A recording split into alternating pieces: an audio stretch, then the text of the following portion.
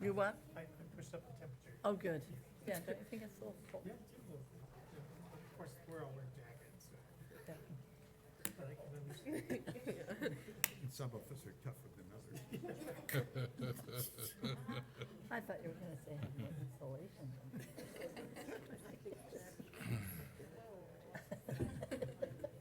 I can see that. I've learned to live with that.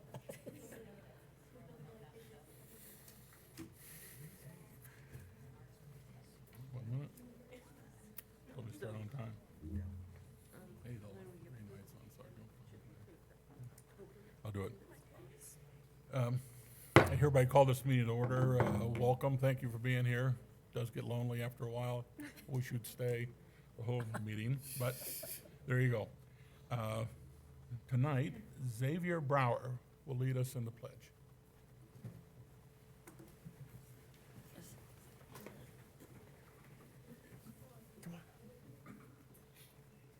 Right here? Ready, begin.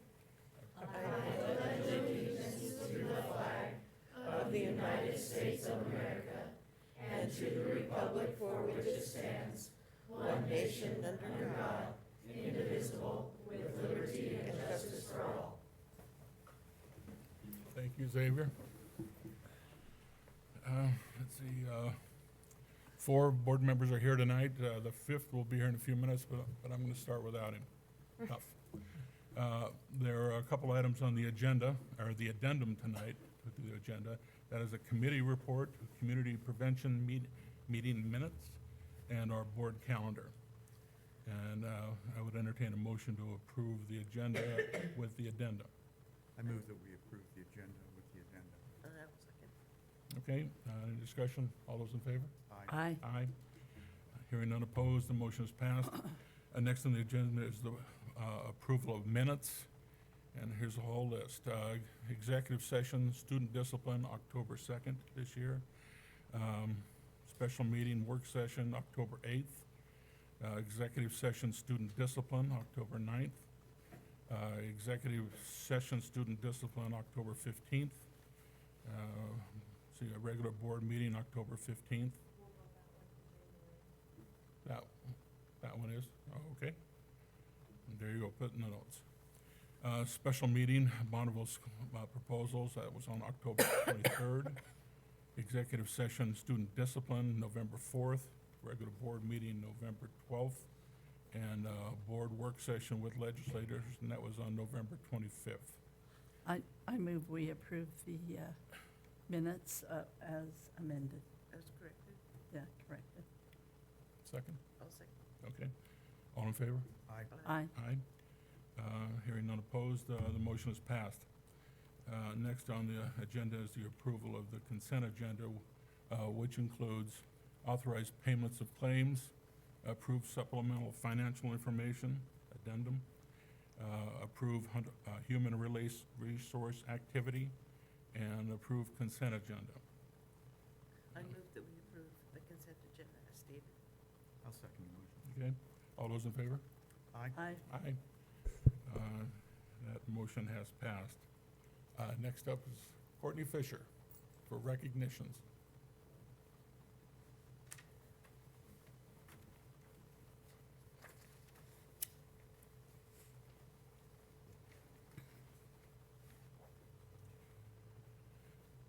Good evening, Mr. Chairman, trustees, Dr. Howell, Ms. Johnson, and student representatives.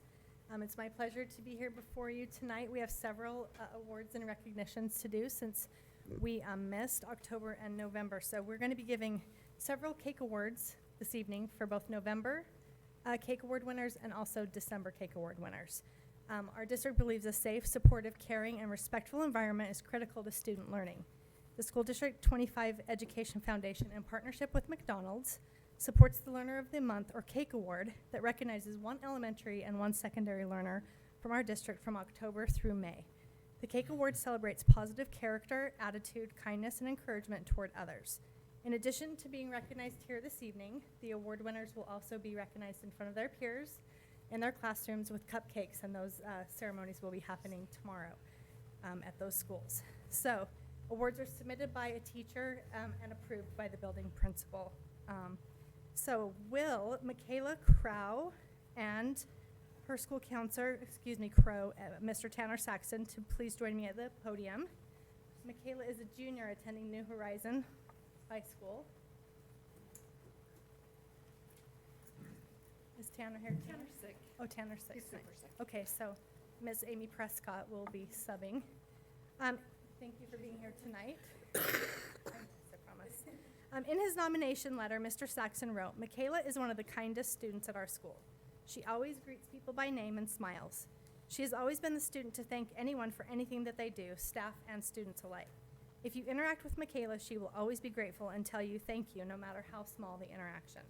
She has worked through many challenges in her life, and this year it's been even easier to see her genuine nature come out as she has made many positive changes in her life. She has made many of those difficult positive choices in order to have integrity, and has done that even when it means losing friends. She has been a positive influence on other students, and kindly but firmly helps them by standing up for what's right.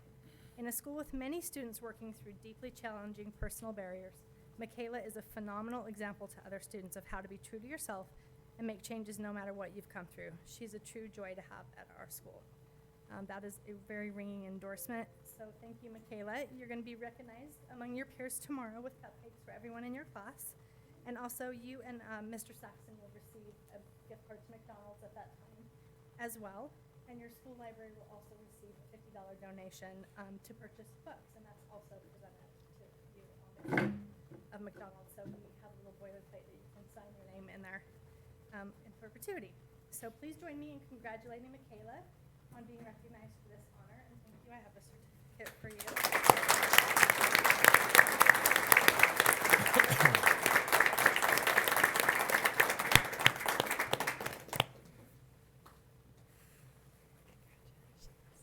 Wow, thank you. I can tell how beautiful your smile is. Congratulations. Well done, Michaela. Thanks for your great example.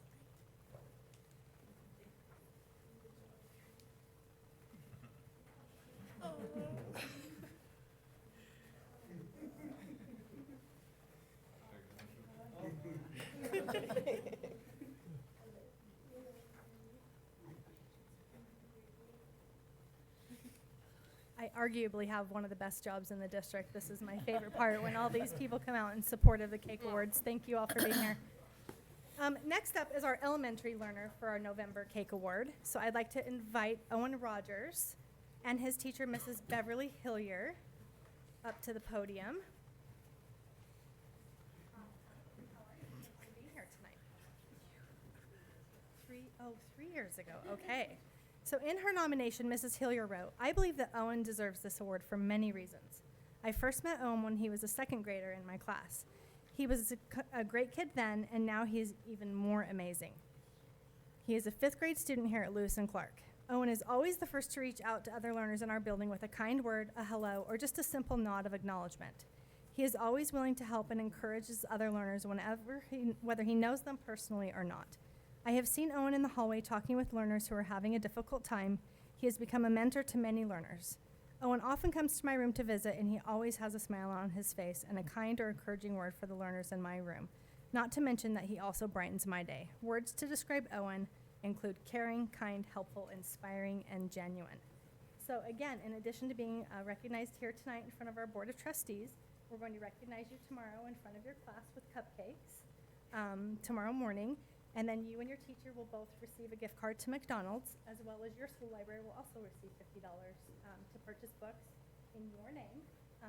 So that's really a wonderful part of the Cake Award. So please join me in congratulating Owen for being our Elementary Learner of the Month for November.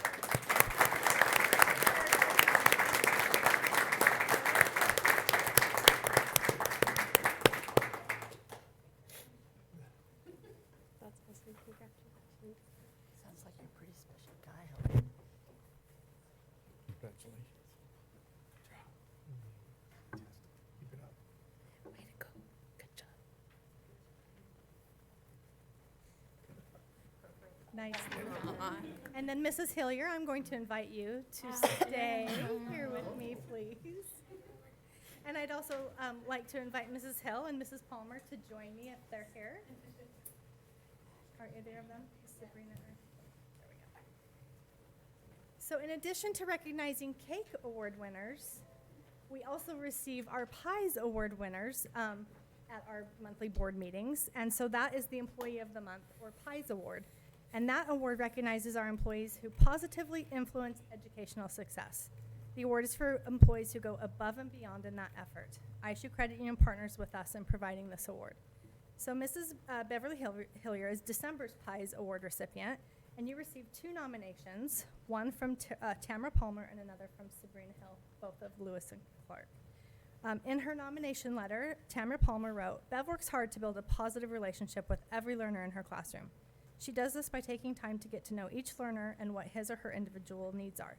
She has even been known to lay down on the floor next to a learner and get down to their level so that they really know that she's listening to them," which I think is just amazing. "I've watched as kids with extreme behaviors slowly change and work hard for her because they know she has their best interest at heart. Those learners end up in my 5th grade class and still talk about her because of the positive difference she has made in their lives. She's helped me learn how to reach those struggling learners in my class as she remembers each one of them and how she reached them.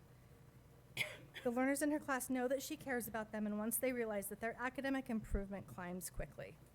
I asked the learners in my class one word that they would use to describe Mrs. Hillier, and their reply was amazing, and that sums it up completely." And in her nomination letter, Ms. Hill wrote, "Mrs. Hillier also always goes above and beyond to ensure the success of all her students. She meets them at their level." This is the second time we've heard this, so we know it must be true. "No matter where that level is. She has taken students that were failing and helped them to find what works for them and leads them to be the best student they can be. She doesn't talk about her success, but it is seen by many." So we would like to congratulate you. We have several things for you here. We have a certificate, and we also have, on behalf of ISU Credit Union, vacation voucher for a getaway and a $50 Visa gift card. And then for the nominator, we have a $20 gift card that you can share with Lewis and Clark in any way that you see fit. So thank you and congratulations on being Employee of the Month.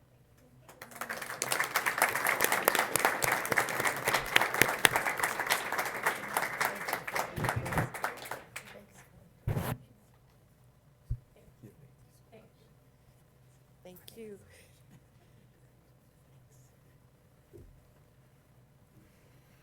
Okay, now on to our December Cake Award winner for elementary learners. I'd like to invite Xavier Brower to join me at the podium, as well as his teacher, Mrs. Lacey Smart.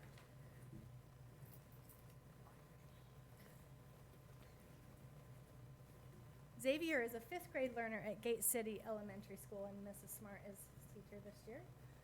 In her nomination, Mrs. Smart wrote, "Xavier Brown is an athlete. He spends his recess playing football, basketball, and throwing passes with friends. Our basketball court is next to a pavilion with picnic tables inside. The learners from the extended resource room play tag in the pavilion with each other and with the aides from their classroom. On several occasions, one of the ERR, extended resource learners, has wandered into Xavier's basketball game. Instead of excluding that learner or helping him back to the pavilion, Xavier invites the learner to play. They pass the ball, and Xavier encourages him with, 'You're a rock star, you're a pro.' When the boy shoots the ball, Xavier assists so it makes it into the basket and then cheers for the boy. 'You did it, nice shot.' My heart was warmed with his compassion to lift another learner's spirits. Xavier has outstanding character to help his classmates while encouraging and including the other learner in the game. I nominate Xavier Brown for the District Cake Award for his outstanding social kindness." So thank you so much for exemplifying to your peers what it means to have good character, attitude, kindness, and encouragement. You also will get this certificate, and we will be joining you in your classroom tomorrow with cupcakes to share among your peers and recognize you for your exemplary behavior. So thank you, and please join me in congratulating. Congratulations, good job. Congratulations, Xavier. Nice example. And you'll also get $50 toward books in your classroom and for your library as well. Thank you. Thank you. Thanks. Wonderful.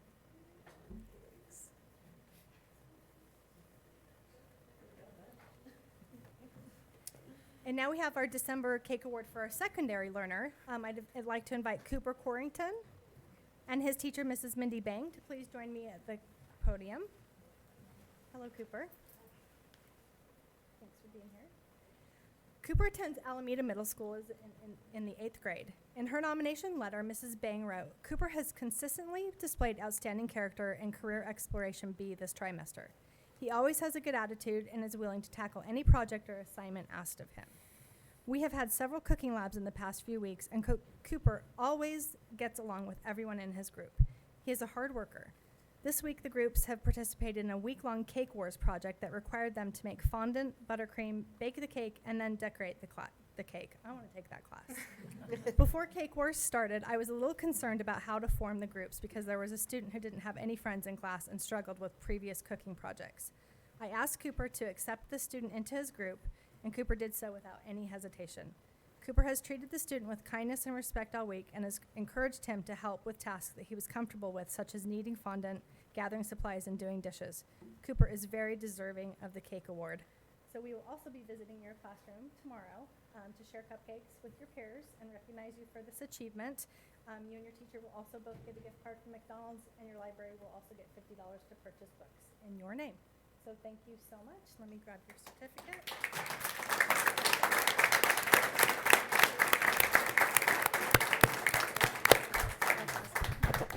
You must have learned all this from your dad. Great job. A word for your cake, that's good. A fitting, a cake award for, Right? thank you. Maybe you should be baking the cupcakes for your class Yeah. tomorrow. But it really is truly heartwarming. We get to read these stories that we share with you tonight and many, many others that are nominated that we'll continue to share throughout the year. So this time we'd also like to take this opportunity to congratulate the distinguished members of our Board of Trustees for the recognition that they received at the Idaho School Boards Association annual meeting held in Coeur d'Alene this past November. The board received the 2019 Award for Leadership. That is this right here. And also, the following members received the 2019 Board Member Award of Leadership. Dave Matson, Jackie Craner, and Jacob Gertsch. So I have certificates here. Oh, they all did. They took their all did. certificates home. Okay, I'll keep these then. Yeah. Okay, well, here they are. And then we would like to join you on this prestigious accomplishment and being recognized in front of your peers at that meeting. That makes us extraordinarily proud to have you serving and leading in this capacity in our school district. Thank you for the time and talent that you all have devoted to our community's most important responsibility, which is public education. And I was hoping that Mr. Gertsch would be here by now. He must still be on his way, but this will be Mr. Gertsch's last meeting, and so we wanted to recognize him for his service, thank him for his service, and we have a plaque that I will leave with Dr. Howell to give to him, present to him when he gets here.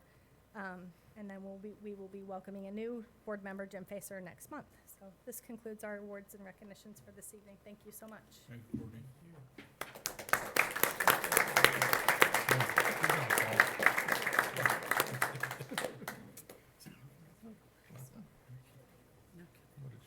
What did she say? I just said, good job, and then all the awards. Okay, okay. Now we just get the hardcore ones.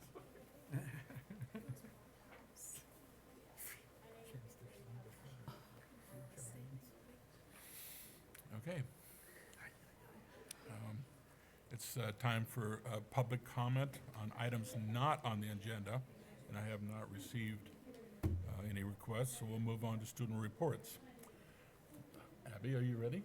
From Highland High School, Abby Mortimer. Yes. Okay. Okay. Is that good? Okay.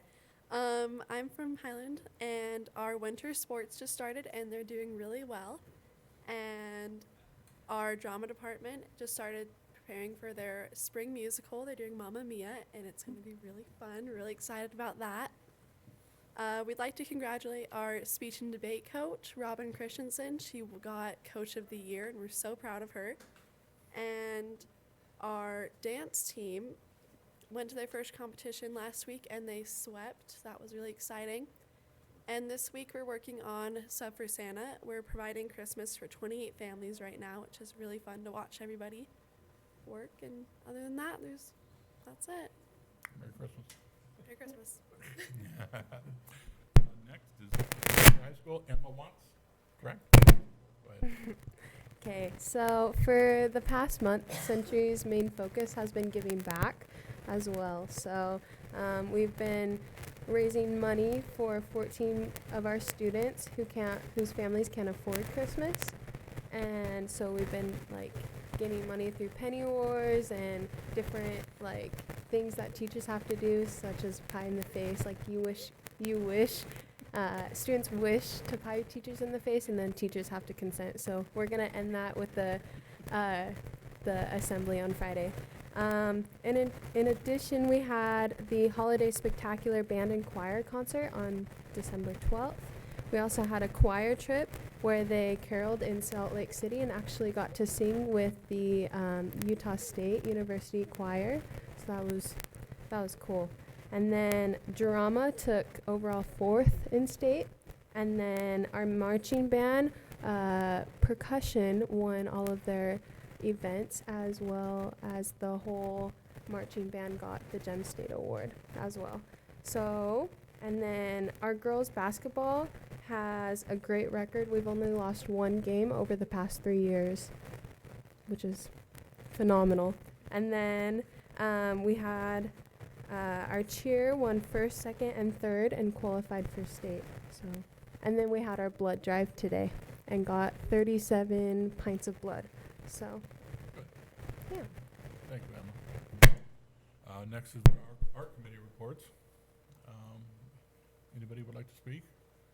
SIP committee? I noticed You that the kicked me out of. I know, I went and kicked Oh, no, Dave no, out. no. It was my first time there, and it really was eye-opening, you know, Yeah, to yes. go through everything, and I enjoyed it, and they talked about upcoming projects, all the requests, schools put in requests for things they need or would like, and they review those and things we can do right now and things that we'll have to wait on, and, you know, and it was interesting to see the balancing act and how they look at that and what's the most needy things and that. So it was interesting, you know. I think they're gonna bring that report to us. I can't remember when they said. Do you remember, Paul? February? Yeah. And that they will bring that report to us after they go through everything, you know, and so, anyway, but it was a good meeting. curriculum met last Thursday. It was a really busy meeting because it's the last time people could suggest courses before the handbook gets printed, and so there were quite a few items that came up. And then I noticed that the minutes from, it's called the Community Prevention Meeting in here. I always call it Judge Murray's meeting, Yes. but it's in here. But there were several things that did come up at that meeting that are really kudos to the district for supporting kids, and 10 kids are graduating from YDC, which was really cool. No, they'll graduate after their normal school? No. No, what does that mean, to graduate from YDC? So, you know, I'll have to get some further clarification, but normally mid-year, it'll be just out of the YDC program. Okay, Yeah. so not graduate from high school.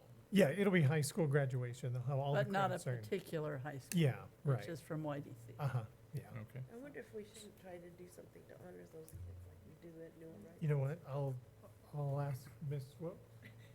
Is it?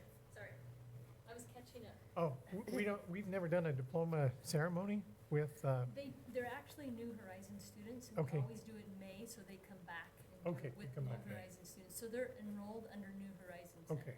at YDC. Okay. Okay. So we have one big, because we have kids graduating all different, throughout the year. yes, and so we have one big, in May, New Horizons Center, Yeah. the YDC kids come. Okay, great. They're invited. Good. And I would like to thank our student reps for being here and wish them a Merry Christmas. Yeah, You yeah, know, that's yeah. nice they take the time out. And Pocatello High School, we know they were excused. Ms. Pettit just let me know that they're at in Preston. Oh, Oh, yeah, she plays basketball or Yeah. volleyball? Basketball. Yeah, okay, all right. All right. Caitlin, I remember her. Okay, it's time for the curriculum, instruction, and, Dave, they can leave, can't they? oh, well, yeah, I'm sorry. You are excused. If you would like to. We know you're gonna Usually stay the all first night one with on us, there. Merry Christmas. Merry Yeah, Christmas. you To too. you too. You too. We did. Good evening. Hi, Lori. So the Head Start report, first is the ERSI report. The program is at full enrollment with 183 students. In the 4-year-old class, 1 child withdrew for personal reasons, and in the 3-year-old class, 2 children withdrew. 1 family moved, the other was for medical reasons. On the wait list, there are 14 4-year-olds and 22 3-year-olds, and the advocates are continuing to take applications. Average daily attendance for October was 88.65%. For chronic absenteeism, there were 30 that were severe and 44 moderate, and lack of busing has been impacting attendance, which I'll get to in a minute. For the personnel report, the program filled the family advocate and teacher assistant positions. They conducted interviews for the 2 classroom aide positions. They are still seeking a transportation dispatcher and 1 bus driver. The facilities update after the fire. Children from mods 4 and 5 returned to school on December 2nd. So those are the modules that were not impacted by the fire, but there was smoke damage that was done, which they had to take care of. Children from mod 3, which is one of the ones that did burn, they returned to school on December 4th. And their classroom is now located in the multi-purpose room of the school. So they've created a classroom in there. Mods 1 and 2, which are the other 2 that were impacted by the fire, will reopen at Wilcox on January 7th. They're delivering the new classroom furniture during the winter break. So they were able to scrounge together, a lot of furniture, but it has to look quite different for those 3 and 4-year-olds. So they were able to put a lot of that in to get that one started in the multi-purpose room. But it does look very welcoming, so they did a very nice job with that. So for transportation, the buses arrived in mid-November, so we can cheer that. They needed some minor warranty work. They're still waiting for the license plates to arrive. Oh, there we go, updated news. They're on the buses, updated, yeah, there. Until we hire a 4th driver, the program has divided the children among the 3 buses. Some families will need to meet at a bus stop in order to keep the bus route they want to keep the bus route time to 1 hour, and so they'll have to do that in order to keep it under the hour. And busing will begin January 13th. I know that they've been out practicing, making the runs, doing all of that, so that'll be exciting times when we can get buses going for Head Start. Armando Orozco is the new Policy Council Chair. He had his first meeting last Thursday and did a great job. And the next meeting for Policy Council is January 9th. In your packet is the annual self-assessment process is outlined there, and you will see a brief plan there. The request for board approval of the assessment plan will be made later on in the agenda under the action items. And we'll just let you look through that. If you have any questions, Ms. Bray is here to answer those.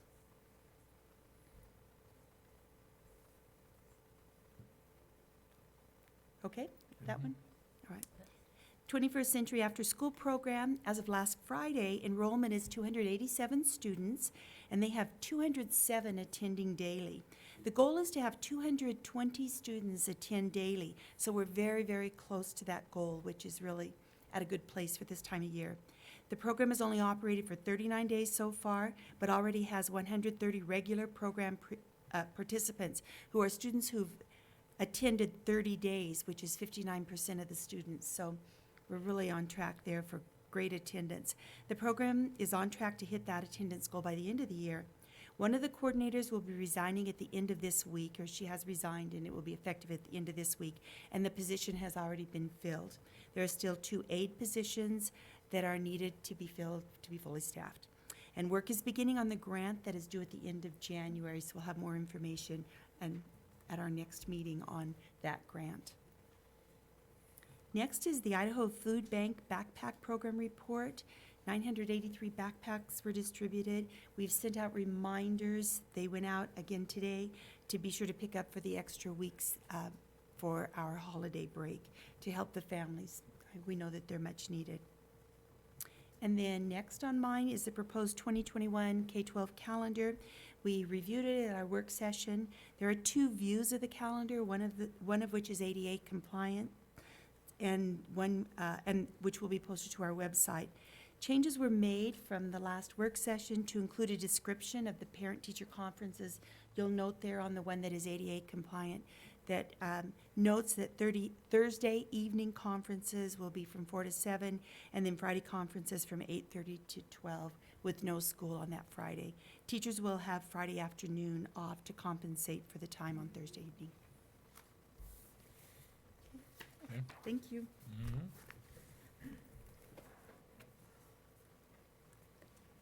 Okay. Oh, good. Sue Ann. Okay. Start with out-of-state overnight travel requests, and they're in your packet. And we have just a little bit of explanation on that one. We have one that started today, and the reason that it's on tonight's. Those are okayed through a sports schedule. And then Tanya and I looked at them and went, wait a minute, you're going out-of-state and overnight. They haven't in the past brought those to the board. We flat out said, yes, you will bring them to the board, but because it was late dated, that's why that one's on there. And the board approved the schedule. The It was board on approved the schedule, so, but we all kind of went, no, the board needs to know that it's out of state and overnight, just not a schedule, because it was listed on the basketball schedule as a tournament without saying it was in Nevada for 3 days, so. Those will be coming know to you now. from now on, and they'll be coming to you ahead Whole of truth and time. nothing but the truth. So, they'll be coming to you, and they'll be coming to you ahead I'm of going time. to supervise that So, one. I'm just kidding. Next on our packet is applications for early graduation, and you'll notice there are 19 to be graduating at the end of this trimester. Most of them is either to attend college or to save for college. We have one that's joining the armed forces, and then all of these students, I've read all their letters, they all have jobs currently, and they're just waiting to go full-time. Are they well And written? so, I'm sorry? Were they well? They are well-written, and if you would like to take a look at them, I'm more than happy to share them with you. They did a wonderful job, and they've worked very hard to get that accomplished early, and they'd like to get on with the rest of their Mhm. plans. And then camp Camp requests. requests, you have a list of 4 of them there. We have the Century High School basketball camp in May, and then there's a couple of youth camps and a special needs basketball camp at Highland High School. Do we have any questions on those camps? And then the last item on our agenda for us is policy 8106. And we talked about that at work session, and just if you had any questions. Okay, you have a motion to, There was some. There were some conversations at the work session. You Mhm. still Yeah, want to there were. continue those? And there'll be time at discussion. It's an action item for you tonight. yes, it is. Okay, Uh-huh. so do it then. So if you have any questions for Mrs. Pettit or Ms. Wilkes, you could ask now.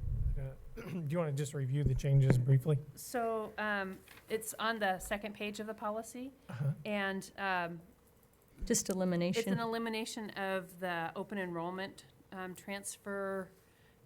If you have open enrollment, essentially what's happening is if there's a transfer for any reason, activities and athletics would be sit 365 for transfer for any reason.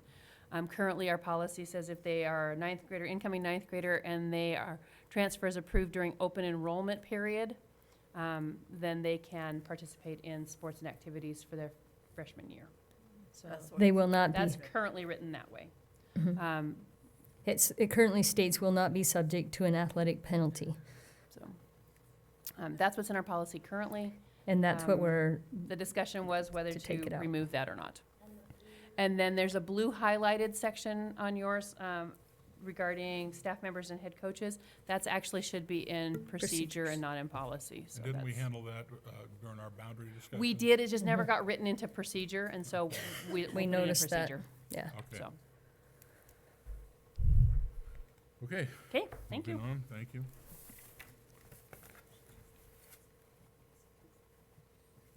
Let's see, it's, business operations. There you are, Bart. Good for you. All right, thank you, Chairman Mattson, members of the board, and Superintendent Howell. The Idaho General Fund Revenue Report continues to be promising. They were up just a little bit in the month of November here, and you can see from the report that they're just about $60 million ahead of their projected budget, which is about 1.1%. The real story is that that's about 7% more than last year at the same time. So even though they're just slightly ahead of their projections, it is significantly more than it was last year. And so we hope that that will continue to be the same. We probably aren't going to see any huge swings until we get to the month of April, where that's the largest month that they receive their revenues. Mhm. So no reason to really hold our breath until then, but we'll see what happens when we get to that month. for the most part. Since it's doing well, why the 1% holdback for a number of entities? Well, I think that if you look at some of the national trends and you see some of the things that are happening in other states around the country, that there has been a little bit of a slowdown. And I think that they're economists, and I'm just speculating, this is just my opinion. But my guess is that they're seeing what is happening in some of the surrounding states, the western part of the United States, and thinking that eventually that's going to trickle down to Idaho a little bit. And so I think they're being cautious. The worst thing is to overestimate your revenues, and then they fall short, and then you have to go through some significant types of reductions to make up that difference. So I think that they're just being cautious. Well, didn't we, when Governor Little was here at that business meeting? That business symposium that we Yeah, had. business Right. he kind of mentioned that about he felt there was going to be some kind of economic slowdown or something, so I think he's just trying to err on the side of caution. Yes, I believe so. I don't think that there's any real reason to be concerned at this point in time. And again, I think when we get to April, that will be a significant point in time when we'll see if those revenues are still holding strong or if they're starting to fall back a little bit. The unfortunate part is that our state legislature already begins to meet here after the first of the year. And so they won't really know exactly where we'll be until we get to April, which they're hoping that they're typically done by then. So we'll have to watch that cautiously and see how that plays out in the state legislature. It doesn't make much sense, does it? I mean, Well, the timing is a little different, Yeah. yes. It's just the way that the budgets are set, Yeah. so we'll hope for the best. How about that? Next item is our eligibility percentages for free and reduced meals in our food service program. And I think that this is the first time that we've seen 42% roughly for free or reduced meals overall. That's, as long as I've been here, probably an all-time low. So again, that's an indicator that things are a little bit better, I think, with the economy and with what's happening there, and we'll watch that as well. Under our ridership, this past report that we had to send in, we had 4,212 riders, which was up 85 students, which is a good thing. And I just kind of did a quick calculation. That's about 30% of our students who are enrolled in the district that ride our school buses to and from school. So, it could be higher, but I guess it could be lower. Not quite a third, but almost there. Item D is our school plant facilities levy election resolution, which will be required by you as a board of trustees to approve under business this evening. This will set in motion the election that is scheduled for March 10th, which is a Tuesday. Just some items here to highlight again and review. General election would be on March 10th. That also happens to be the same time that we have our general primary election for our presidential candidate. So it will probably be a larger turnout than what we've typically seen in a March election, just so that you know. I think that they indicated, wasn't it roughly around 8 to maybe 9,000 anticipated voters from the last time that we had this happen, so it should be a fairly significant levy turnout. We have had the school plant facility levy in place now when it reaches its term for the past 60 years, and this would be a 10-year levy. It will require a 55% passage in favor of the levy in order to pass, and that is because that we will be under that 0.2% levy rate, if you will. I don't think I have shared this with you before in this respect, but our current levy rate right now is 0.01442, and the cost on a $100,000 taxable value of that right now would be $12.02. Looking forward to our current market value that we would have coming up, that levy rate would be 0.1416, which you'll recognize is less than the current levy rate that we had the year before.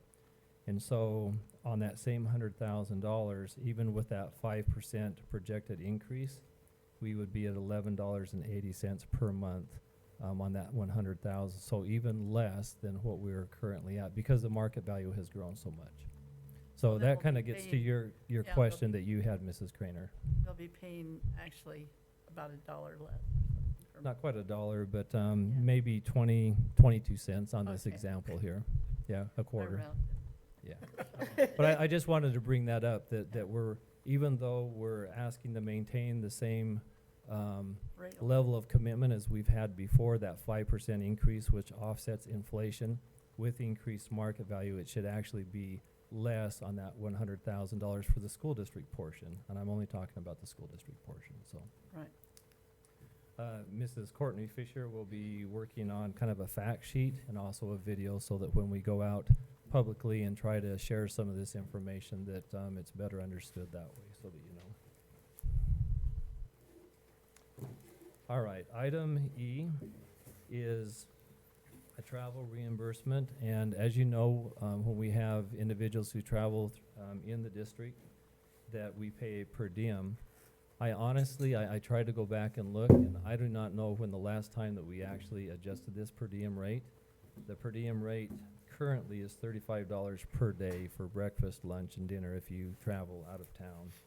It is being proposed that we step that up to the current IRS reimbursement, which is $55 per day for in-state per diem, and $60 per day for out-of-state per diem. So that will be an item under business for your approval this evening as well. Even with that increase, that travel still needs to fall within our existing budgets that we have within the different departments and programs.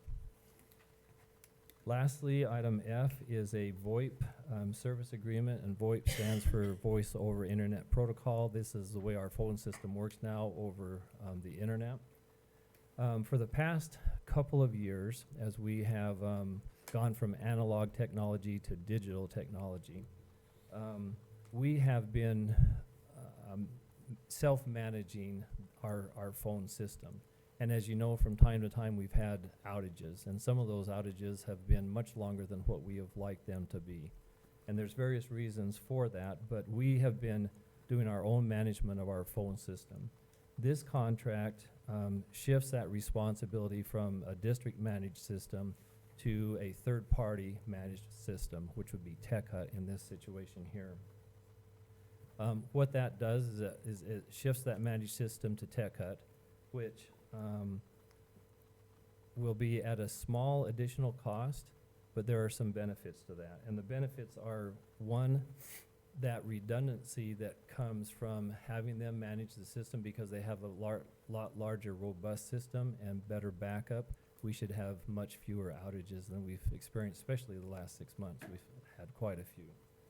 The second benefit is that by outsourcing that from our district staff, that frees up some of our current staff who have primary responsibility for that phone system to do other important things that need to be done within our district as well. So that's the second benefit.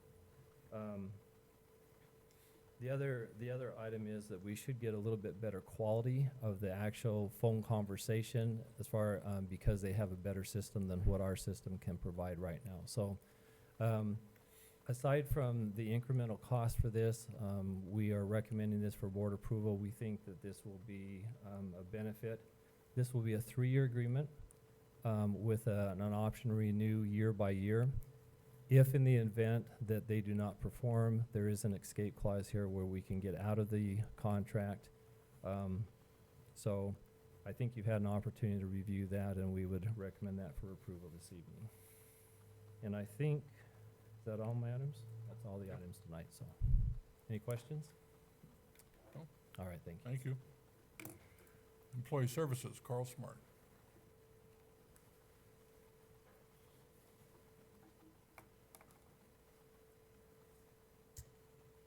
All right, just a couple items on my section of the agenda tonight. We can talk about IC technology sort of issues, and I'll be happy to announce that we have completed that extra IC submission they threw in for December for us. It was a surprise they did for us this last year. So it is ready to go. Zero errors as of this morning. However, there are some warnings we want to work through and just see if we can clean up some more data on that before we send it off to the state probably tomorrow. I think that may be in anticipation of the legislative session that's That is coming. correct. And they will be- any talk about funding formula? They talk about they've been talking about transparency. And so what they're trying to do is use the data that we're sending them this month to try to determine how it might affect that funding formula they've been working on for the last 3 years. And they're just trying to get some final data, I think, before they take it to the legislature this next spring for hopefully a new funding formula. We'll see if it all pans out. We shall certainly see come February or March, because our next IC submission isn't until March, so that's the good news. But they are using this data for their funding formula. Anything else you want to add, Doug? No, that's it. In your packet is student enrollment information. And as I was going through it earlier this afternoon, I didn't get a chance to talk to anybody about this, but there's on the second page of that particular document, there's been a number of transposed. And so it shows on the district enrollment information about 99 kids short of where we really are. So, but it to make a match to this membership report, you just have to change the middle school number. So that, I did notice that. But anyway, I don't know if there's any questions or comments you have about that section of the agenda. As typical, as I've mentioned this many, many times in the past, are the trends you see are very typical for our district. So start high in the year and decrease it as kids graduate early and that sort of thing. Wellness dashboard. You have the November dashboard in your packet, and it shows 85% on our medical, which is kind of the big one we always look at. There are other ones in there, of course. Besides that, we have dental and vision. 85% is still very good. And for the current plan year, which started in September, we're at 73%. And that's not a lot of time to get a real feel for trends, let's put it that way. So Shauna sent this to me today, which is all of our data for the last 4 or 5 years. If I go back to January of this year, our experience for medical is just shy of 71%. So we're still looking pretty good. And there will be another 3 months onto this, approximately 3 months, maybe 4, before we start getting into the negotiations with our carrier. And so we will see how these next 4 months go. But just looking at history, it's looking pretty good. And last thing on my section of the agenda tonight is something we have to do every time we close schools. on an emergency basis, this time being slick roads just before Halloween. I mean, yeah, who would think it would have a snow day in October? So tonight we just have this resolution that comes to you that we have to report to the state, and include that we've talked about this in our minutes, and we send all this information to the state. And it basically says how many hours of kindergarten or first and third grade or secondary schools, how many hours of instruction were missed on that day. That's the intent. And we have extra day or hours built into our calendar, so right now it's not going to affect how we how our funding with this is with the state. You know, but if weather turns south on us here this next several months, it could change. But right now, it's not a big deal. So this resolution is in here for tonight, and once we get it approved in the minutes, we'll send this off to the state, and we'll be clean with them. Okay. With that concludes my reports, unless you have other comments or questions for me tonight. We don't, thank you, Carl. Next up is Human Resources, and there are no updates, so Brenda's excused. And next is the Superintendent's Report. What do you have for us? Well, I have the calendar for you, and you can see we have a well-deserved break coming up here over the next couple of weeks. And then we'll pick it up on January 7th on Tuesday morning, and we'll have board school visits at Franklin Middle School, Jefferson Elementary, and also Lewis and Clark. And so you can see your various assignments for that Tuesday. Local issues, if you're attending January 10th, the morning there at Perkins, Judge Murray's meeting. What did we call that earlier? Community prevention. Community prevention. So, and then work session also on January 14th, the 15th, tentatively planning for student discipline hearings. We're off tomorrow evening. We don't have any student discipline. That was canceled. Yay. Yes. And as you can see on the 20th, Martin Luther King Day, that takes us out to January 21st, regular board meeting. Is that the time we install the new or? Actually, you know what? I think we're looking at a special meeting on the 14th in conjunction with the work session Okay. to do the special meeting. Or to install. Yep. Yeah. To reorganize and to.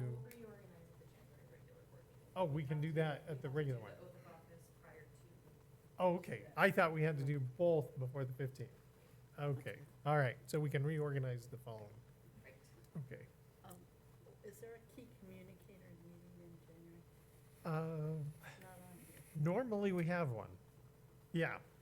Let me, I'm just thinking with the levy. Yep. coming up, uh-huh, we should do yes. That's usually fourth Wednesday. Fourth Wednesday? Uh-huh. Okay. So Okay. around the 22nd or something. Or 29th, I said. Okay, yep, thank you. Okay. And then that takes us out into February, so I think you can pick it up from there. My other item tonight, Mr. Chairman, is the proposed changes to the ISBA bylaws. And it is a letter, we talked about this at work session last week in regard to rotating as they do with the regional officers and the general body officers for president, president-elect, and the past president. So those would all be every other. And so added to that would be, this came up in our discussion, that additionally the election of president, vice president shall alternate between each of the regions. And I think we captured both of those in, yeah, is that what I recall? Uh-huh. So you've got it highlighted in blue, what would change? We have it highlighted when you send it. Yeah, I will include the red line first, put that in the letter, that it was the red line, so we can see Okay. the new change that we're proposing. Okay, and so if approved, we can get that out tomorrow. Yeah, good. Okay. All right, and those are my two items tonight, Mr. Chairman. Okay, thank you. Now it's time for public comment pertinent to the items that are on the agenda, and I have two requests. And just go in order. Christian Colonel, you're up first. 5 minutes. State your name and address, and anywhere you want. Yeah, anywhere you want to be. Yep. Oh, is there a clock right there? Thank you. Christian Colonel, 564 Pheasant Ridge, Unit B, Chubbuck, Idaho, 83202. Thanks for having me. I appreciate it. Board members, chairman, Mr. Superintendent, appreciate it. I'm just here to speak on my behalf. I'm here by myself. I know last week there was some talk about the open enrollment at Pocatello High School, and it was also not highlighted, but it was during the proposal, it was said that there is a perception of recruiting happening by this one school because of the open enrollment and because it's closed at Highland and Century. Well, I just wanted to clarify that there's no perception of recruiting. Instead, it's an absolute reality. Maybe from where you folks are sitting, it may be a perception, okay? But in my everyday life, from someone who is directly involved with stressed out youth and family members, recruiting is happening, and it's not always by coaches, okay? It is not going to stop unless all 3 enrollments are closed. The past 2 years and the entire purpose of creating boundaries with your thankless jobs, you guys did a great job on that. I agree, and I know you don't need my agreement or my approval, but the boundaries it was a good job. And that brought a lot of fairness. And during that was to create equality, prevent recruiting, and most importantly, make life easier for our youth. And I think it helped a lot. Now, with the open enrollment, I feel like this so far has not prevented recruiting, it's promoted recruiting. It's a funnel to one school without a penalty. Now, this is causing 8th graders to go through a process of stress and anxiety, okay? They're 14 years old. They do not deserve to carry that weight on their mind. And it's a vulnerable time in their lives, these 8th graders. I see it all the time because I hit with the youth, batting practice. I have a son in junior high. I'm just super involved. And furthermore, in a recent meeting, all 3 principals of each high school agreed on closing the enrollment at Pocatello High School. Not just Century, not just Highland. Pocatello's principal even agreed about closing this enrollment. So I think in my mind, and like I said before, you have a thankless job, and I appreciate everything that you've done for our school district and for our youth, and I believe to do our kids a service and our 8th graders, which should be an exciting time getting ready to go to high school. I think the boundaries created all the fairness we need, and I think that's going to take place and really come to a front in the next year or two. I think Pocatello's doing a great job. I teach at Highland, I coach at Highland, but I did teach and coach at Pocatello. And Pocatello is a fabulous place, and a lot of good things are happening at Pocatello High School right now. There's no problem with Pocatello High School. They have great facilities, they have great leadership, they have great students, and there's just more good things happening to Pocatello High School, which I agree should happen to all 3 high schools, and I think Pocatello is in a good place.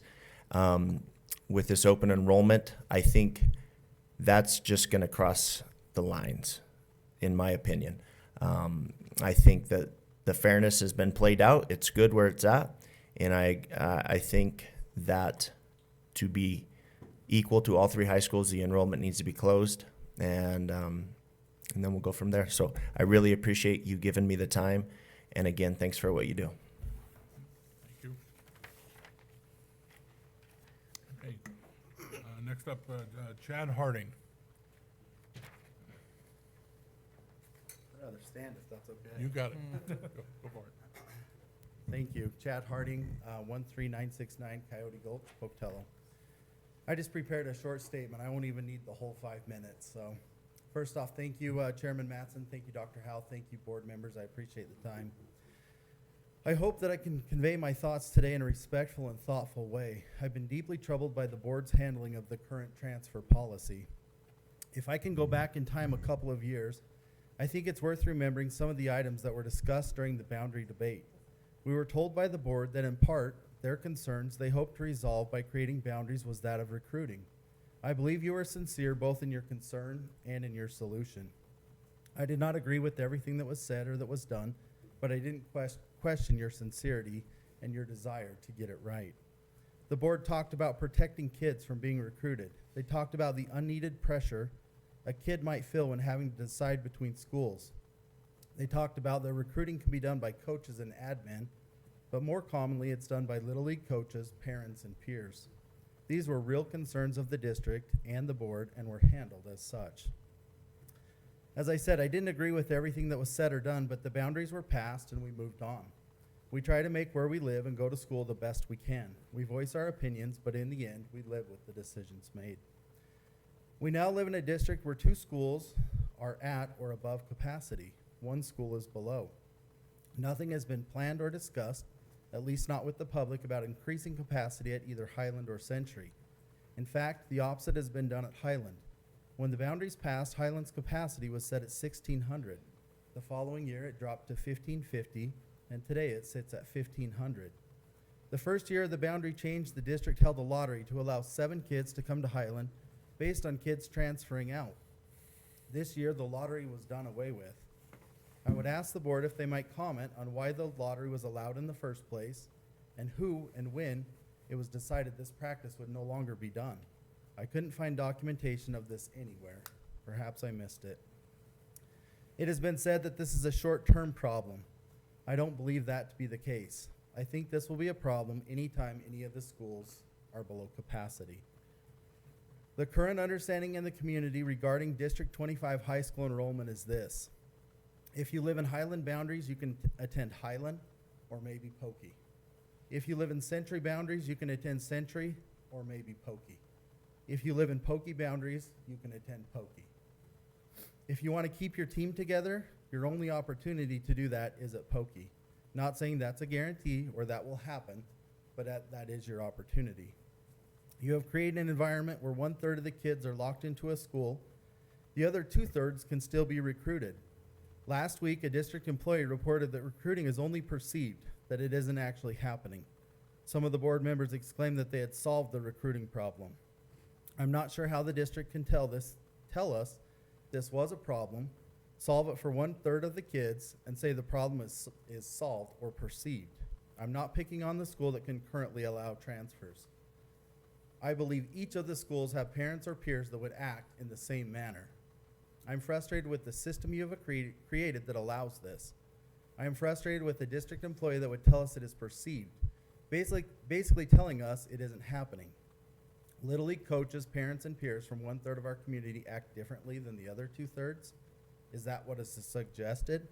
I can personally tell you this is still happening. I know of 8th graders deciding between 2 schools because of parent or peer pressure. To assume this isn't happening is both naive and irresponsible. I'm almost done. In the last 2 months, I've seen this board act quickly to end a loophole that allowed kids to move from one home to another in their boundary area and return to said school. This loophole only affected a few people, but the board felt it was important to close this and act quickly. I didn't agree with that decision, but found it hard to accept that this was important for the board to close that and ignore the bigger problem at hand. I would also note that it has been said that all 3 principals think this is something that should happen. In closing, I sincerely want to thank you for your time today for not only me, but on my kids' behalf. I appreciate all that you do. Thank you. Okay, thank you. Thank you, Chad. Is that on our action items tonight? Is that policy? So can we discuss that now, or do we have to wait till it comes up? Let's wait till it It's coming comes up. up, Mrs. Green. Okay. Okay. Yeah, that's what I see. It says here on first reading. Okay. Okay. It's in Oh, bold. yeah, yeah. What does that it's mean? just- Well, there's an explanation there that you may consider on first reading, a proposing a first reading or tabling it below. Okay. Part of the problem with, well, we'll wait till we get to Yeah, discuss. let's wait till we Yeah. get there. We just have a few things before. You, yep. Okay. Okay, action items. Let's begin. See if I've done everything right. Okay. We'll now move to the action items. The first item of business on here is to approve the Head Start 2021 self-assessment plan. Is there a motion? I move we approve the Head Start 2020-2021 self-assessment plan. One second. Any discussion? All those in favor? Aye. Aye. Hearing all in the affirmative, that motion is passed. Next item is to adopt the 2021 K-12 school district calendar. Is there a motion? I move that we approve the 2020, 2021. These numbers are gonna get us Yeah. Yes, with I the know. school district calendar. I'll second. Okay. Any discussion? All those in favor? Aye. And hearing none opposed, that motion is passed. Yeah, I'm gonna say something that's, we'll wait. The next item of business is to approve the out-of-state overnight travel request. Is there a motion? I hereby move that we approve the out-of-state and overnight travel request as presented. I'll second. All those in favor? Aye. Aye. Hearing none opposed, that motion is passed.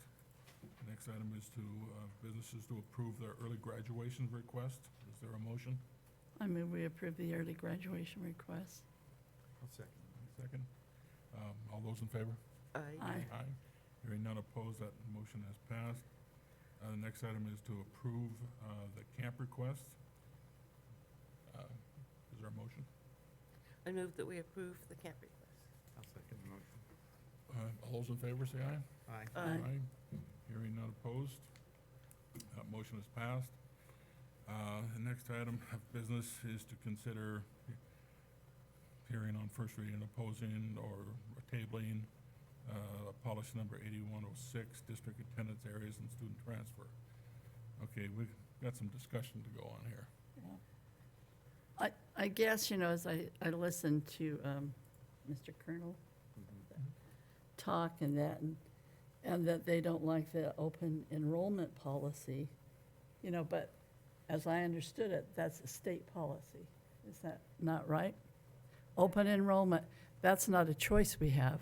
That's a state, that's listed with the state under their athletic rules, whatever.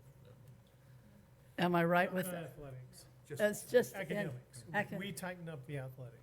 Okay, The board has. but that is um, a state rule that we have to have open enrollment there. Right, Is that? because it's not at capacity. And what we're faced with has nothing to do with the open enrollment. It has to do with whether or not to have them have the penalty if they transfer to sit out 365 days. So that's what we're basically talking about. It's not open enrollment, but about whether or not they have to sit out if they transfer.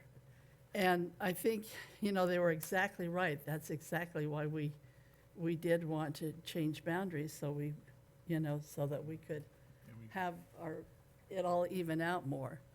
And I think that, but because we had sibling rules and different things, it's taken a while for us to get there.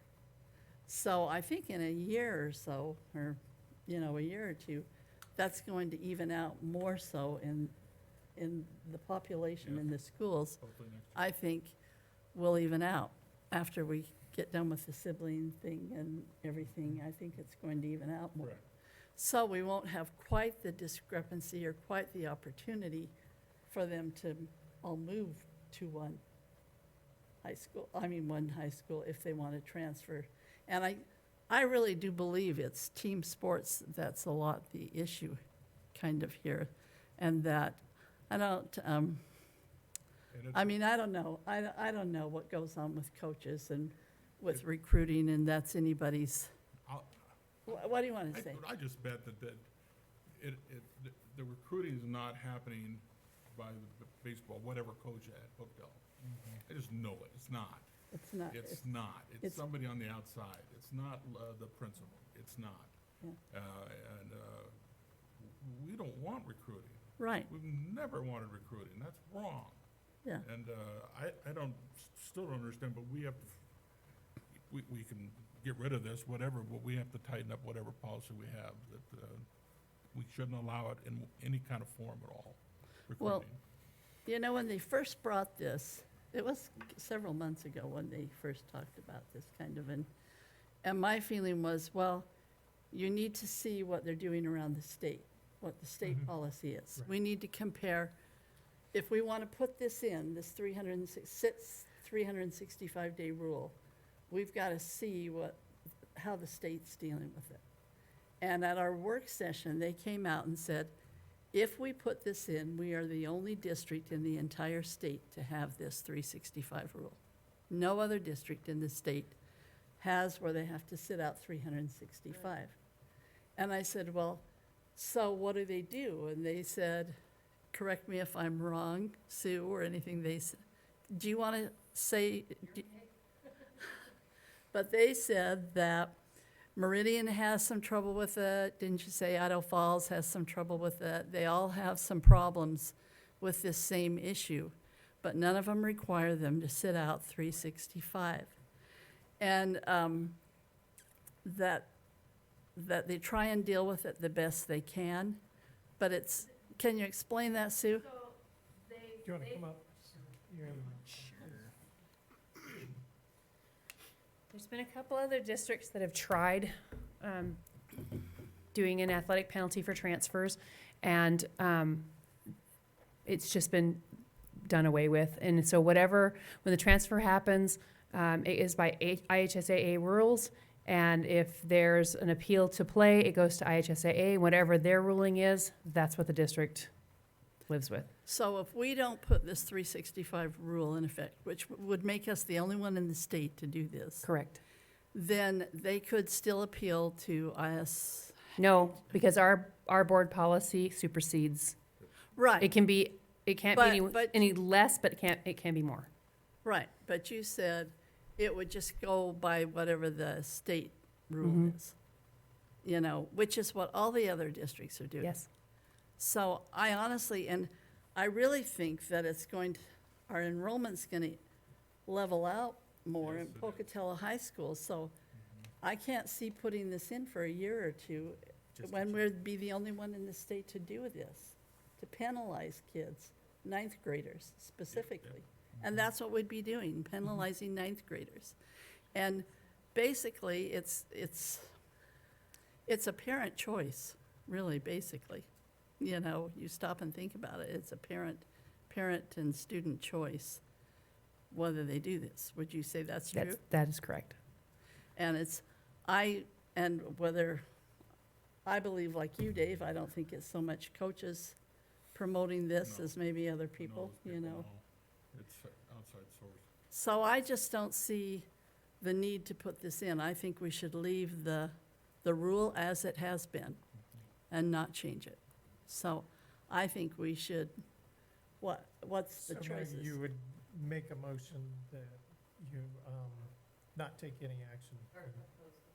Oppose the first reading, excuse me. Okay. Yeah. So my feeling, and this is just my feeling, so, I would like to see us just oppose this first reading and leave I'm it still as is. confused. Okay. I'm just still confused. You're good. I've already said it, I don't like this outside influence drawing these kids there, nice kids, nice Mhm. families, whatever, but it's wrong.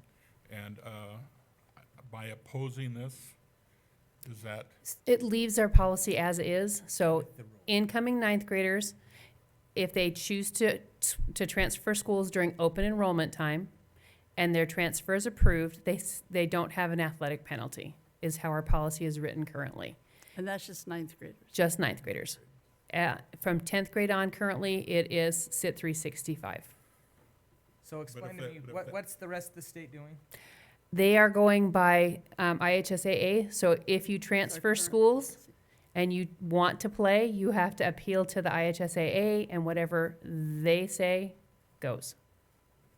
And so we just don't have a 365 rule at all. We don't even. The address IHSAA has a 365 rule. no matter what. No, we have to follow their IS. Ours is stronger than theirs right now. Okay, Ours that's Okay. what I thought. So Okay.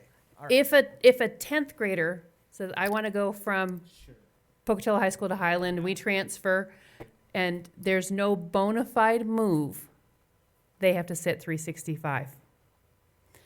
If there's a bona fide move, they've moved houses, then IHSAA waives that penalty and lets them play.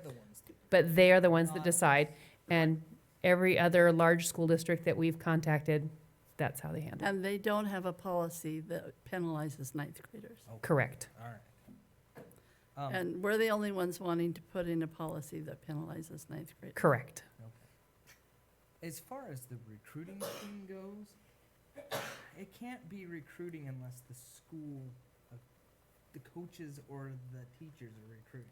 But If it's- somebody is pushing them, they're heavily influencing them, Yes, but it's not recruiting. but, yeah. I get what, I get the concern, I understand it. Well, and But we are concerned about it. Absolutely. Absolutely, absolutely. But to call it recruiting, I think is just, doesn't do the debate or the conversation of very much service, because crap, I went to high school at Highland 20 years ago, and when I was in junior high, that's just what you talked about. What high school are you going to? And I don't know what my friends did. I went to my boundary school, and I didn't think anything of it. Well, and you know, really, if they put in a transfer request as a ninth grader to go to a high school other than what they go, the parents have to That's right. provide it's- their busing. So Right. the parents are involved here somewhat. Are you going to allow your child to do this or Correct. not? And it's only during open enrollment time. Mhm. Once open enrollment is completed, then they have the same penalty as everybody else. When's open enrollment? It usually goes till right around the 1st of February, so it's the month of January. And it's just a short period of time. It is a very short You period of come time. in and you do it, and if you miss it, you miss it. Yep. And pretty soon, when Pocatello's enrollment starts to get higher. And it's very not- close right now. It's to being the same, Mhm. not being able to take very many kids. It should resolve Correct. itself anyway. Correct. So that's why I believe we should just oppose here. Is that what you say, oppose hearing it on first reading? Because, But somebody from Pocatello District cannot say, I want to go to Highland during open enrollment. Correct. They can if there's space. There's space, but obviously there's no space. Correct. Yeah. And that's Century the problem right now. So why can't we make them all equal now? Well, we can lock the boundaries. Just all equal now, all accept and play the game. well, we still have to There's have room open for it. enrollment. But there's not room. That's the problem. And that's the concern of the parents right now, is that there's not room at Century or Highland to be able to put a transfer into. Pocatello High School is the only one currently that has space to transfer to. But that's. Which is the problem, has been. Part of the Mhm. problem, but Yeah. part of the problem is this perception about recruitment. Do we need to define it better? But Well, how I can don't we- know how you're How gonna- can we alter that, some outsider pushing Yeah. a kid to? Some, Yeah, you don't have any. some private power to do power that. To do that. I mean, But it is a private entity that's yeah, doing this. yeah. And it's unfortunate, but Yes, I it don't is. know how we solve that problem, or even if it's our problem to solve. And that's why I think, that we should follow the IHSAA, what they Guidelines. do, what they do. And I don't think we need to be the only district in the whole state that denies ninth graders, that makes them sit out 365, when in another year or so, they're not going to be able to take their team sports or whatever in groups like that, because hopefully the enrollment will be more stabilized with all three. I didn't know, though, that, I hadn't heard that we'd reduced the We haven't. capacity at Highland. We haven't. It's It's been the still same. 16? It's been the same since we started. But we've It's- always been over capacity, right? Mhm. Is it And at nothing's- 16?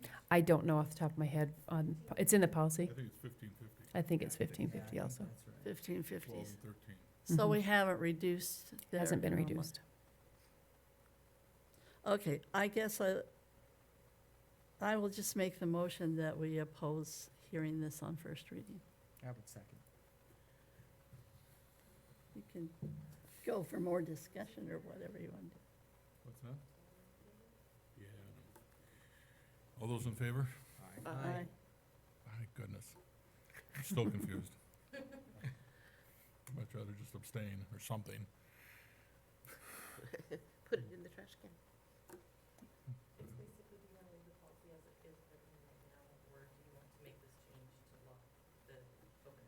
But oppose it is just.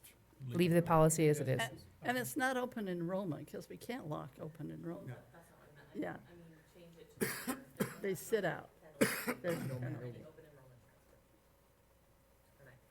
It's basically you're gonna give the ninth graders the penalty, or you're not. And by opposing it, You're not. Opposing, You saying don't. no penalty. No. We're leaving it the way it's written,